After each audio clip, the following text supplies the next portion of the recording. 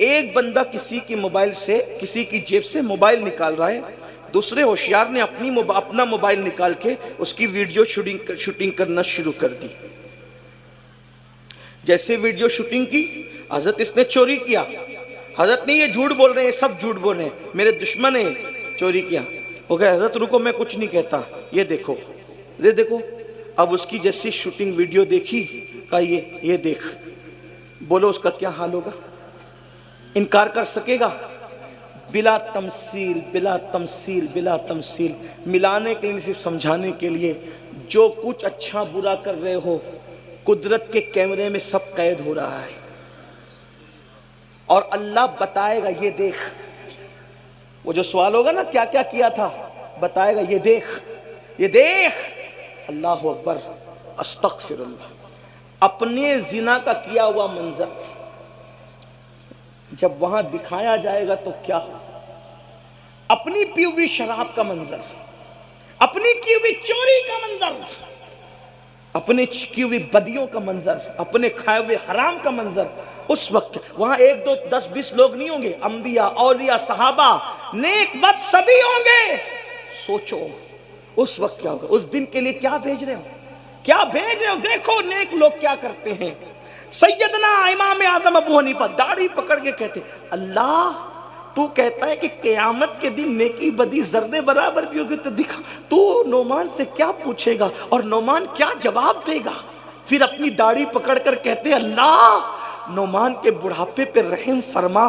مولا میں تجھے اپنے عمل کا جواب نہیں دے سکوں گا، مولا تو نعمان کے بڑھاپے پہ رحم فرما، میں اپنے اعمال کا حساب نہیں دے سکوں۔ کون امام اعظم جو رمضان شریف میں 61 قرآن ختم کرتے ہیں، ایک دن میں، ایک رات میں، ایک تراویح میں؟ کون امام اعظم جو 300 رکعت نماز ہر روز رات میں ادا کرتے ہیں؟ وہ امام اعظم ابو حنیفہ۔ ایک بار پڑوس کی لڑکی کہتی ہے بابا وہ جو درخت ہمارے پڑوس میں تھا وہ دکھتا نہیں رات کو؟ کہا بیٹی وہ درخت نہیں تھا، وہ مسلمانوں کے امام اعظم جو تھے، جو پوری رات کھڑے رہ کر عبادت کیا کرتے تھے، اب ان کا وصال ہو گیا ہے۔ یہ حال تھا، یہ حال۔ اللہ اکبر۔ میرے آقا علیہ السلام کے پیارے دیوانوں، وہ امام اعظم داڑھی پکڑ کے کہہ رہے ہیں اے اللہ تو مجھ سے کیا پوچھے گا، میں کیا جواب دوں گا، اپنے اعمال کا حساب نہیں دے سکوں گا۔ نعمان کے بڑھاپے پہ رحم فرما۔ ٹپ ٹپ آنسو گرتے، ٹپ ٹپ آنسو گرتے ہیں۔ مسجد کا مؤذن آتا ہے، چراغ بند کرنے کے لیے آتا ہے، واپس جاتا ہے، آتا ہے، واپس جاتا ہے، آتا ہے، واپس جاتا ہے۔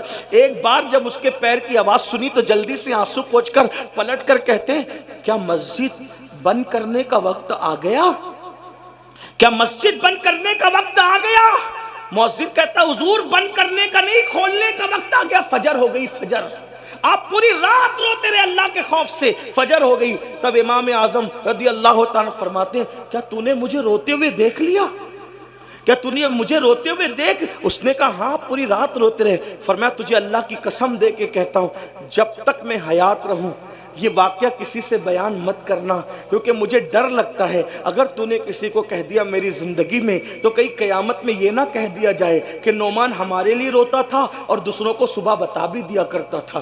یہ لوگ تھے اللہ والے، آخرت کی فکر یہ تھی، سب کچھ کر کے فکر یہ تھی۔ آج ہم کچھ نہیں ہے، کوئی نیکی نہیں، کوئی عمل نہیں، پھر بھی ہم بے فکر ہے۔ آؤ سچی توبہ کرو، سچے دل سے بدلو۔ اللہ پاک توبہ کرنے والوں کو کی توبہ کو قبول کرتا ہے۔ 80 سال تک کوئی گناہ کرے، بلکہ 400 سال تک کوئی گناہ کرے اور اللہ کی بارگاہ میں سچی توبہ کر لے تو اللہ اس کی توبہ قبول کرتا ہے۔ خدا کو منا لو، اللہ کو راضی کر لو۔ گناہ کے اندر لذت تو ہے، گناہ کے اندر لذت تو ہے مگر عزت نہیں ہے۔ گناہ تباہ کرتے ہیں، جہاں گناہ ہے وہاں فنا ہے۔ گناہ تباہ کرتے ہیں، برباد کرتے ہیں۔ گناہ کی وجہ سے روزی تنگ ہوتی ہے، گناہ کی وجہ سے عمر کم ہوتی ہے، گناہ کی وجہ سے چہرے کی خوبصورتی جاتی ہے، گناہ کی وجہ سے مہلک بیماریاں آتی ہے، گناہ کی وجہ سے ذلت آتی ہے، گناہ کی وجہ سے وحشت آتی ہے، گناہ کی وجہ سے گھبراہٹ ہوتی ہے، گناہ کی وجہ سے جو ہے انسان جو ہے بے چین رہنے لگتا ہے۔ گناہ چھوڑ دو، سچی توبہ کر لو۔ آؤ آج سے عہد کرو انشاءاللہ جب کل سے صبح ہوگی تو کل کی صبح ایک نئی صبح ہوگی۔ آج ہم توبہ کر لیں، اللہ سے معافی مانگ لیں، آج سے پہلے جو کیا خدا کو منا لے, خدا کو راضی کر لے. میرا اللہ فرماتا ہے جب میرے بندے توبہ کر لیتے ہیں تو میں انہیں ایسے پاک کر دیتا ہوں جیسے وہ ابھی ماں کے پیٹ سے پیدا ہوئے. آؤ صدق دل سے توبہ کرو, بدلو اور بدل کے جاؤ, اور عہد کرو کل تک نماز چھوٹی تھی اب نماز چھوٹنے نہیں دیں گے, کل تک جھوٹ بولتے تھے اب جھوٹ سے بچیں گے, کل تک غیبت کرتے تھے غیبت سے بچیں گے, کل تک کہ ماں باپ کا دل دکھایا اس سے بچیں گے بلکہ معافی مانگ لیں گے, پڑوسیوں کے ساتھ اچھا سلوک کریں گے. مسلمانوں اچھے انسان بنو, زمین پہ رہو گے تو بھی سکون سے رہو گے, زمین کے اندر جاؤ گے تو بھی سکون سے رہو گے. یاد رکھنا اگر پڑوسی ستاتا ہے تو ستانے کے بدلے اس کو نہ ستایا کرو. حضرت محبوب الہی کا ایک مرید آ کر کہتا ہے حضرت میرا پڑوسی بہت ستاتا ہے. حضرت نظام الدین محبوب الہی نے فرمایا ستاتا ہے؟ کہا حضور بہت تکلیف پہنچاتا ہے. کیا کرتا ہے بیٹا؟ تو کہا حضور بہت اذیت دیتا ہے. فرمایا بیٹا کانٹوں کے مقابلے میں کانٹے نہیں بچھائے جاتے, اگر کانٹوں کے مقابلے میں کانٹے بچھاؤ گے تو پوری زمین کانٹوں سے بھر جائے گی.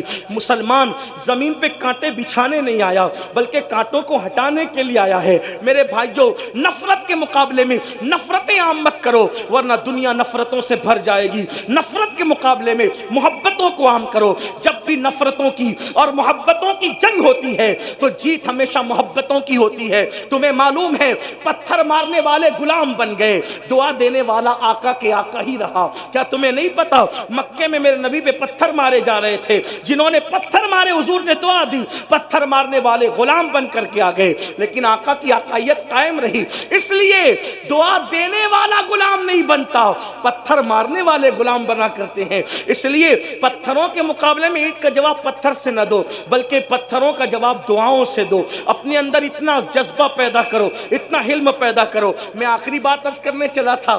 ایک مرتبہ حضرت شیخ سعدی شیرازی فرماتے ہیں کہ میں ایک بزرگ کے پاس گیا اور میں بہت پڑھ لکھ چکا تھا. میں نے بزرگ سے کہا کہ مجھے کوئی نصیحت کر دے. یہ نصیحت سب یاد رکھی. بزرگ نے سے کہا میں نے حضرت کوئی نصیحت کر دیں. تو حضرت شیخ سعدی کو اس بزرگ نے کیا نصیحت فرمائی؟ فرمایا مٹی سے بنے ہونا, مٹی سے بنے ہونا تو مٹی کا ظرف اپنے اندر پیدا کرو. مطلب کیا؟ مٹی پہ کوئی پیر رکھے مٹی احتجاج نہیں کرتی, مٹی پہ کوئی پیشاب کرے مٹی احتجاج نہیں کرتی, مٹی پہ کوئی پاخانہ کرے مٹی احتجاج نہیں کرتی, مٹی کو کوئی کھود کے پہیا بھرے مٹی احتجاج نہیں کرتی, مٹی کے ساتھ سب کچھ کر دیا جائے احتجاج نہیں کرتی. احتجاج کرنا تو دور کی بات ہے, جب مر کے آتا ہے تو اپنے سینے کے اندر سینہ کھول کے جگہ بھی دیتی ہے. تو وہ بزرگ نے کہا بیٹا مٹی سے بنے ہو تو مٹی کی صفت اپنے اندر پیدا کرو ورنہ اپنا سارا علم ایک جگہ دھر کے رکھ دو, کچھ کام آنے والا نہیں ہے. اس لیے آپ سے بھی کہتا ہوں مٹی سے بنے ہو. مٹی کا کوئی گالی دے سمجھ جاؤ ٹھیک ہے جا, تجھے معاف کیا اللہ کے لیے, تجھے معاف کیا اللہ کے لیے. کوئی تمہیں تکلیف پہنچائے جا معاف کیا اللہ کے لیے. معاف کرنے والا ہمیشہ بڑا ہوتا ہے. میرے آقا علیہ السلام نے یہی کیا, حضور علیہ السلام نے پوری زندگی یہ کیا. اپنی ذات کے لیے کسی سے کوئی بدلہ نہیں لیا, ذات کے لیے بدلہ نہ لو. ذات کے لیے لڑنا کتوں کا کام ہے, کتوں کا کام. اس لیے ڈسپلین سیکھو, لڑائی جھگڑے سے بچو, ہو لپاڑ سے بچو. اب چونکہ جلسہ ختم ہوگا تھوڑا دھیان دینا.